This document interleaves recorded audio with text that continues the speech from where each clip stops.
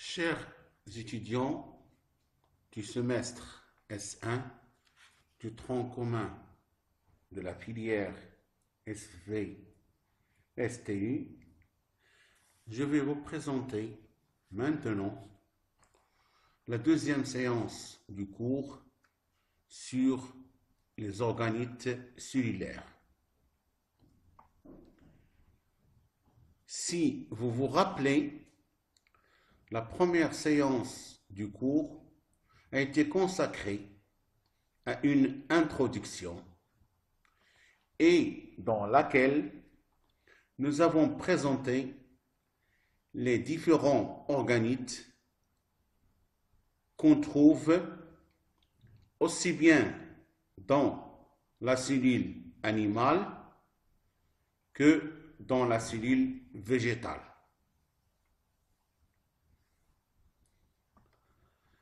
Cette deuxième séance du cours sera consacrée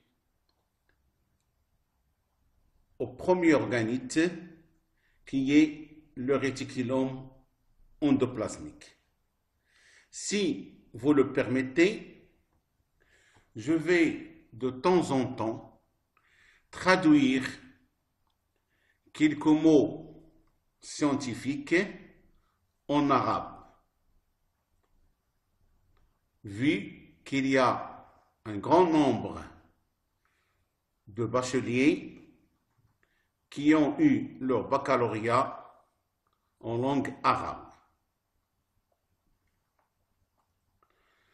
Donc, comme je viens de le dire, on va commencer avec le premier organite qui est le réticulum endoplasmique.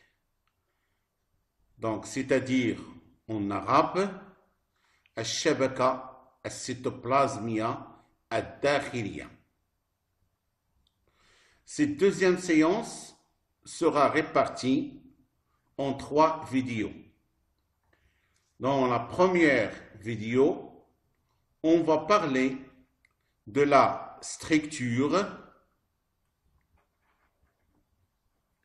et la composition chimique du réticulum endoplasmique. Dans la deuxième vidéo, on va parler du rôle du REG, réticulum endoplasmique granulaire. Le premier rôle, ce serait la protéosynthèse. Le deuxième rôle, c'est la glycosylation. Dans la troisième vidéo, on va parler du rôle du réticulum endoplasmique lisse, le REL. On va parler de la biosynthèse des lipides et de la détoxification. Voilà donc les différentes parties qu'on va traiter dans le cours sur le réticulum endoplasmique. Donc on va commencer par la première vidéo sur la structure et la composition du réticulum endoplasmique. Le réticulum endoplasmique, comme on vient de le dire en arabe, الشبكة الcytoplasmia الداخلية. Réticulum, ça veut dire réseau, الشبكة. Endo, ça veut dire c'est l'intérieur, داخلية. D'accord? À l'intérieur, c'est-à-dire à l'intérieur de la cellule dans le cytoplasme.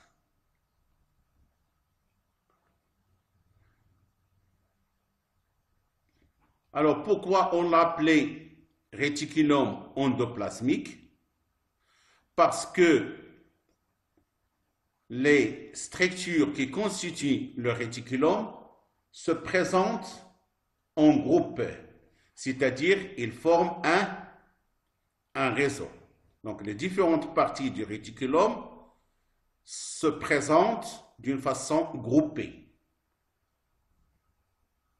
Ils se rassemblent en réseau.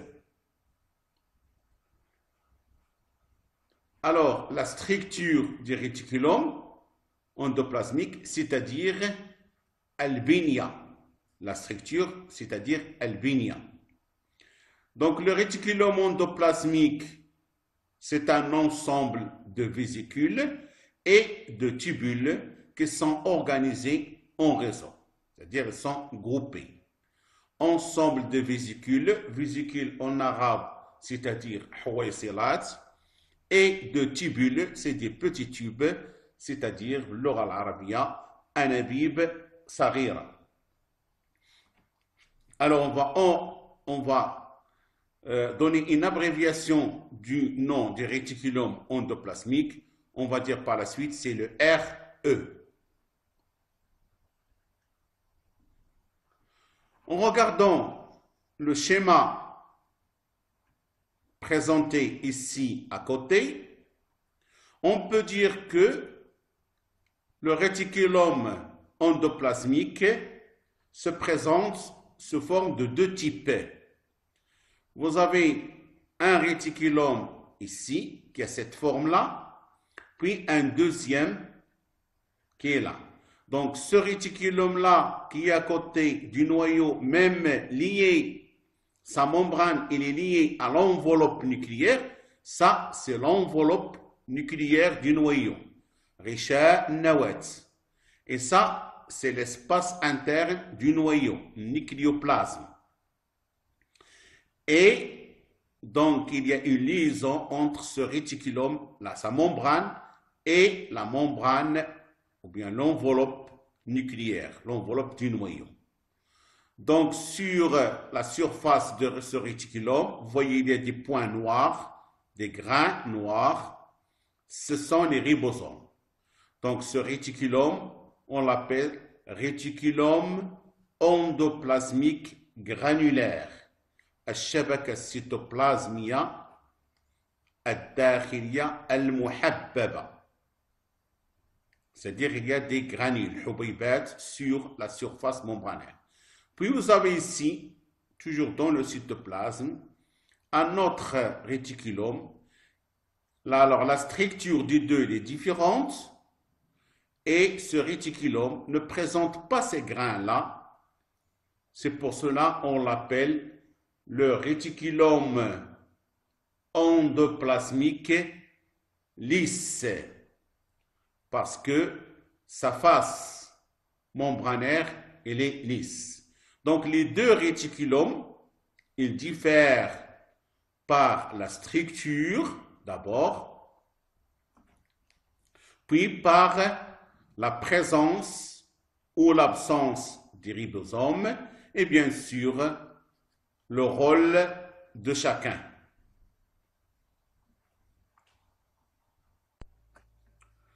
Comme on vient de le dire, le réticulum endoplasmique se présente sous forme de deux types.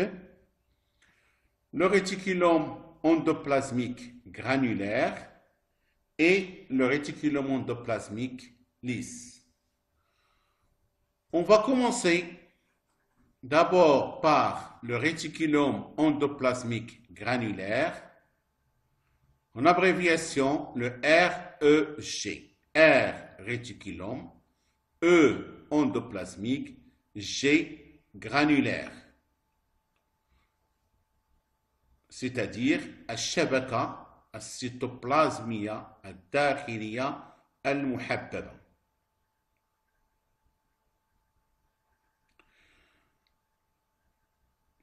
Comme vous voyez sur le schéma suivant, on a ici une présentation du REG. Ce REG se présente sous forme d'un ensemble, un groupe de sacs qui sont aplatis, c'est-à-dire musattaha. Vous avez le premier sac, un deuxième, un troisième, et ainsi de suite. Si vous observez bien, vous remarquez que ce premier sac n'est pas isolé de ce deuxième. C'est-à-dire, il y a une communication, tawasul, entre le premier sac et le deuxième sac. Donc, les sacs, ou bien les différentes parties du REG peuvent communiquer entre eux.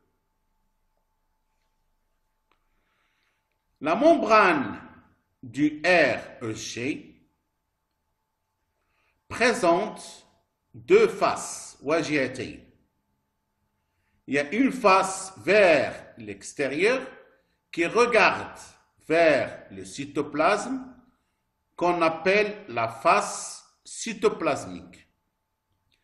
Puis il y a une deuxième face qu'on ne voit pas bien ici qui regarde vers l'intérieur du REG.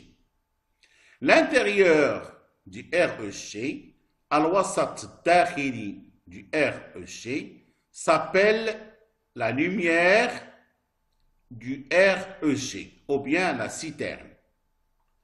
C'est pour cela, cette face interne, on l'appelle la face luminale, qui regarde vers l'intérieur du REG.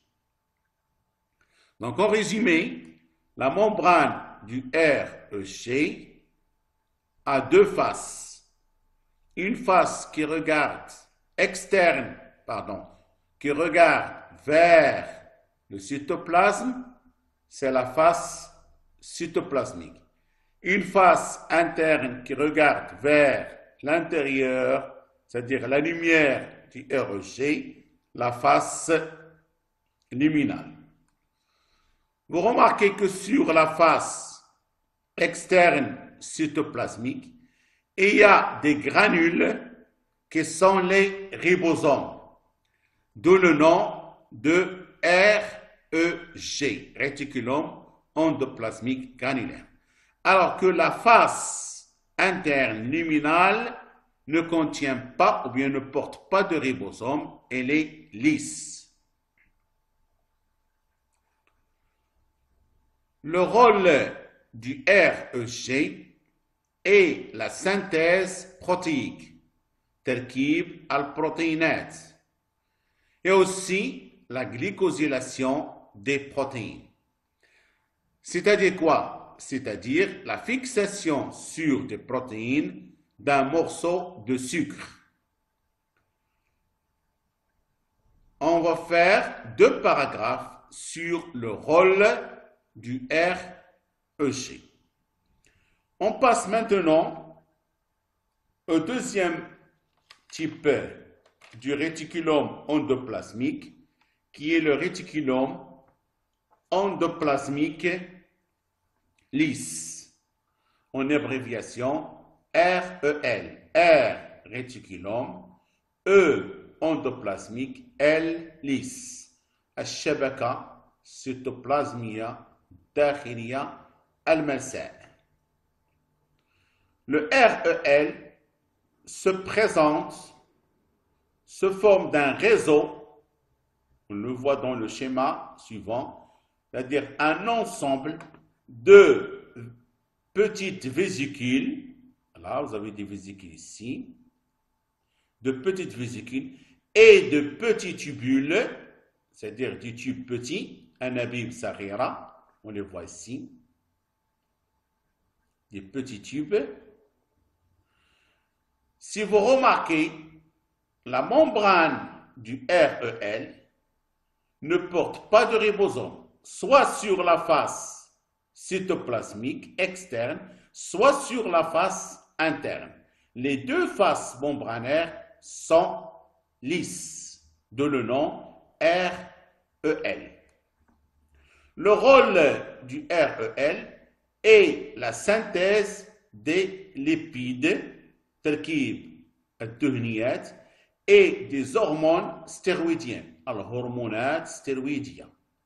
Un deuxième rôle, c'est la détoxification. c'est-à-dire le REL va transformer les produits toxiques en produits qui ne sont pas toxiques.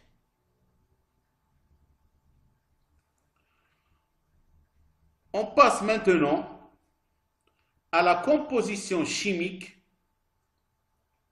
du réticulum endoplasmique. Vous avez un schéma qui représente une partie de la membrane du RE. La membrane du RE est formée de deux rangées de phospholipides. Ça, ce sont des molécules de phospholipides. Comme toutes les membranes biologiques. Vous allez faire ça en détail. La structure d'une membrane biologique et aussi de la membrane plasmique, vous allez l'étudier en détail dans la première partie du cours de biologie cellulaire. En général, la membrane du RE se présente sous forme de deux rangées. Ça, c'est la première rangée. Pardon. الصف الأول, la première rangée des phospholipides, et la deuxième rangée, الصف الثاني, des phospholipides, avec des molécules de phospholipides. Entre les molécules de phospholipides, vous avez des protéines, et surtout, ce sont des enzymes.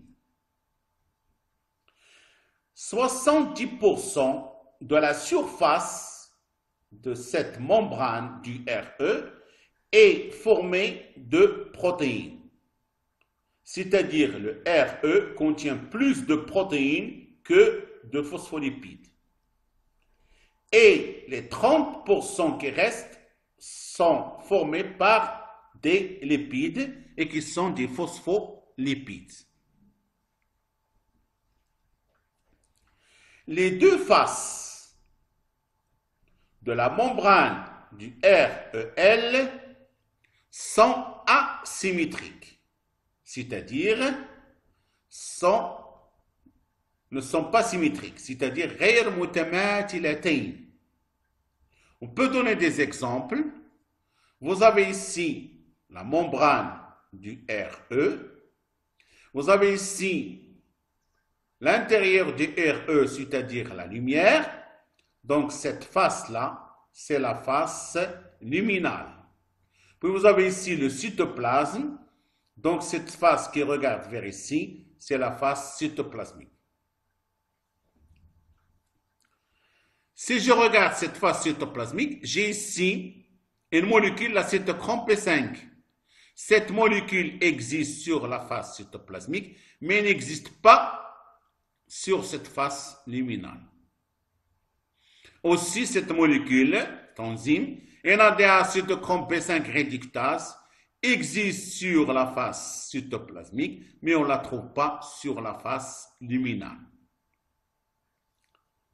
De même, il y a certaines molécules qu'on trouve sur la face luminale qu'on ne trouve pas sur la face cytoplasmique. Exemple, glucose 6-phosphatase, c'est une enzyme, qu'on trouve sur la face interne luminale, qu'on ne trouve pas ici sur la face cytoplasmique. Donc les deux faces, les deux rangées ne sont pas symétriques. Donc on vient de terminer la première vidéo de la deuxième séance du cours sur le réticulum endoplasmique. Par la suite, on va passer à la deuxième vidéo sur le rôle d'abord du REG, qui est la protéosynthèse et la glycosylation.